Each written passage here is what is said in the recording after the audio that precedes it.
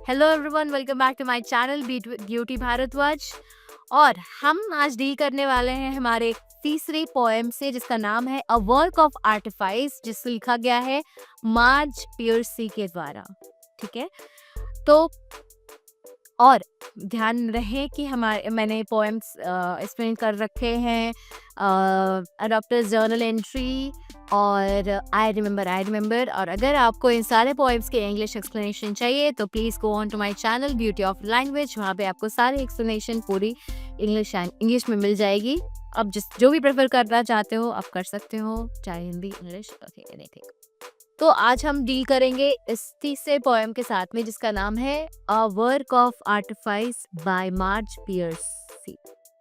तो इस पोएम में हम देखेंगे कि किस तरीके से पोएट जो है वो एक बोनसाई ट्री के बारे में बात कर रहे हैं, और किस तरीके से एक बोनसाई ट्री वो नेचुरली तो बहुत बड़ा होता है, लेकिन लोग उन्हें उसे काट करके, जब वो छोटा ही रहता है वो प्लांट, तो उसे काट करके एक छोटे से पॉट में उसे रख देते हैं, तैयार कर देते हैं घर में रखने के लिए।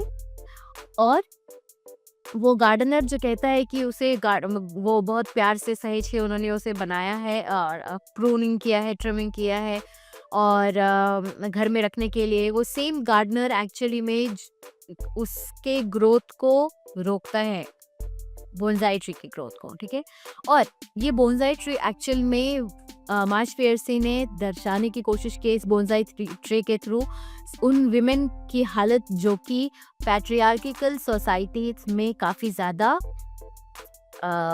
जिन्हें बढ़ने का मौका नहीं मिला अपनी लाइफ में। ठीक है, उन्हें लोगों ने हाउस होल्ड चोर्स में बना के रखा।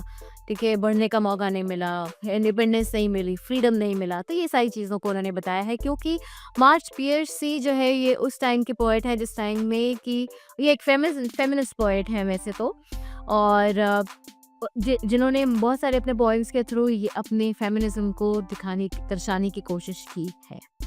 तो आइए शुरू करते हैं line by line explanation of the poem a work of artifice. The bonsai tree in the attractive pot could have grown 80 feet tall on the side of a mountain till split by lightning. तो poet कहते हैं कि जो bonsai tree है, ठीक है, bonsai tree देखा ही होगा, छोटे से प्लांट में इंडोर्स रखने के लिए होते हैं, टेबल वेबल के ऊपर। तो वो कहती है कि जो बॉन्साई ट्री जो एक अट्रैक्टिव पॉट में, बहुत ही सुंदर खूबसूरत पॉट में रखी हुई रहती है, वो उस बोनसाई ट्री को अगर छोड़ दिया जाए, ठीक है, अगर उसे बिल्कुल वाइल्ड में छोड़ दिया जाए, तो on the side of a mountain it could have grown 80 feet tall. तो अगर उसे अपने ऊपर छोड़ दिया जाए तो सेम बोनसाई ट्री जिसे घर में लोग रखते हैं टेबल के ऊपर एक प्रेटी से पॉट में, वो ट्री 80 फीट तक ऊपर जा सकता है, 80 फीट तक बढ़ सकता है, और वो इतना स्ट्रांग होता है कि वो सिर्फ और सिर्फ लाइटनिंग, सिर्फ बिजली के ही गिरने से वो टूट सकता है, और कोई भी उस ट्री को तोड़ नहीं सकता। तो बेसिकली राइटर ये कहना चाहती हैं कि अगर महिलाओं को मौका दिया जाए, उनके अपने ग्रोथ और फ्रीडम पे उनको छोड़ दिया जाए, तो वो उनमें इतनी पोटेंशियल होती है कि वो कितनी भी ऊंचाई तक जा सकते हैं और उन्हें कोई रोक नहीं सकता। ठीक है, but a gardener carefully pruned it. It is 9 inches high. Every day as he whistles back the branches, the gardener croons. ठीक है, तो राइटर कहते हैं कि बट अ गार्डनर, लेकिन क्या होता है उस ट्री के साथ, गार्डनर क्या करता है, carefully pruned it. Prune means कुछ चीज उसे काटना। ठीक है, उसे काट देता है, और काट के वो कितना बना देता है, वो कितना सा बना के वो रह जाता है, वो सिर्फ 9 इंच लंबा। ठीक है, every day as he whistles back the branches the gardener croons. तो हर दिन जो है, जब वो गार्डनर वो अपना काम करता है, तो हर दिन वो उस बोनसाई ट्री के पास में कुछ गाना गुनगुनाता रहता है। ठीक है, croons means singing in a low soft voice. It is your nature to be small. और क्या कहता है वो गार्डनर बोनसाई ट्री को, आइए जानते हैं। It is your nature to be small and cosy, domestic and weak. How lucky little tree to have a pot to grow in. With living creatures one must begin very early to dwarf their growth. तो क्या कहता है कि भाई तुम छोटे हो और पोजी रहो, डोमेस्टिक और वीक रहो। डोमेस्टिक मीन्स तुम कमज़ोर और घर में रखने लायक हो। और ये देखो तुम कितने लकी हो। बोनसाई चिको कहता है कि तुम कितने लकी हो कि तुम्हें एक पॉट मिला है ग्रो करने के लिए। और उसका कहना है, गार्डनर का कहना है कि लिविंग क्रिएचर्स जो होते हैं one must begin very early. उन्हें अगर कंट्रोल में रखना है, ठीक है, अगर उन्हें उन तरीके से बना के रखना है जैसा हम चाहते हैं, तो उन्हें बचपन से, शुरुआत से ही उनके ऊपर वो काम कर देना शुरू कर देना चाहिए। One must begin very early to dwarf their growth. उसके ग्रोथ को रोकने के लिए शुरुआत से ही काम शुरू कर देनी चाहिए।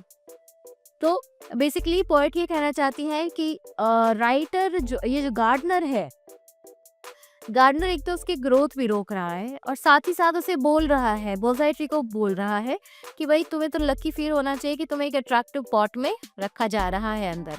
तो बेसिकली यहाँ पे दर्शाया जा रहा है कि कैसे औरतों, वुमेन जो होती थी सोसाइटी की, उनको डोमेस्टिक और वीक समझा जाता था, ठीक है।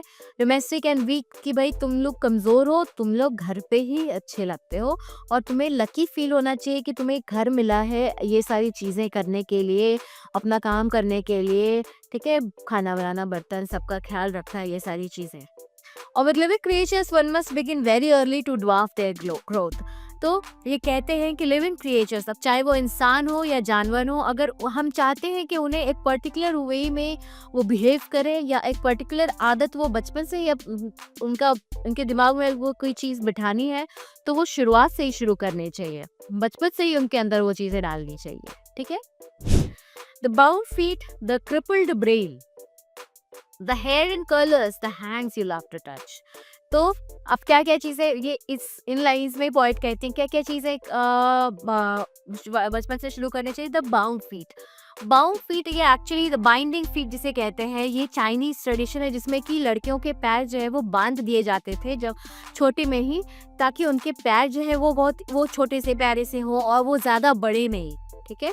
बहुत ही पेनफुल प्रोसेस हुआ करता था ये, पर ये ऐसा रहता था। द क्रिपल्ड ब्रेन, मतलब ब्रेन वॉश करना, उनके मेंटल ग्रोथ को बचपन में ही रोक दे रहा कि वो जो है अपने बारे में किसी एक पर्टिकुलर लेवल से ज़्यादा वो सोचे ही ना, उन्हें लगे कि भाई यही हमारी ज़िंदगी है, इतना ही हमें जीना है, ठीक है। The hair in curls, the hand you touch, ठीक है। तो बिल्कुल सजा धजा के बालों में कलर्स लगा करके प्यारी सी ऐसे मूर्ति जैसी बना करके घर में रखना चाहिए। And the hands you love to touch, और वो सब किस लिए, ताकि किसी और को उनका हैंड जो है, उनके हाथ जो है वो नरम रहे और उनके हाथों को जो है वो हाथ जो है वो नरम लगे दूसरों को छूने में, ठीक है। तो बेसिकली बहुत ही छोटी पोएम है ये in comparison to all the other poems in this syllabus of class 9 ICSE।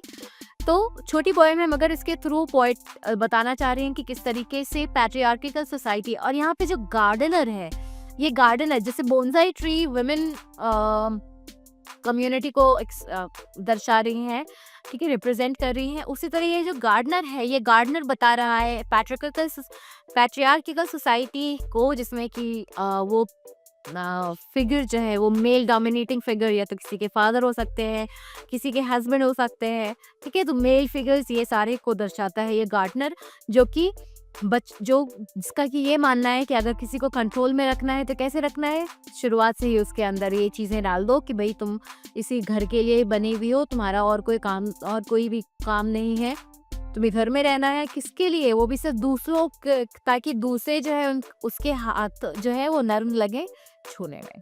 तो आई होप ये पोएम आपको इजी लगा हो समझने में। जस्ट इन केस अगर आपको कोई डाउट हो, कोई कंफ्यूजन हो, कुछ भी जानना हो, तो let me know in my comment section. Till then bye bye, take care.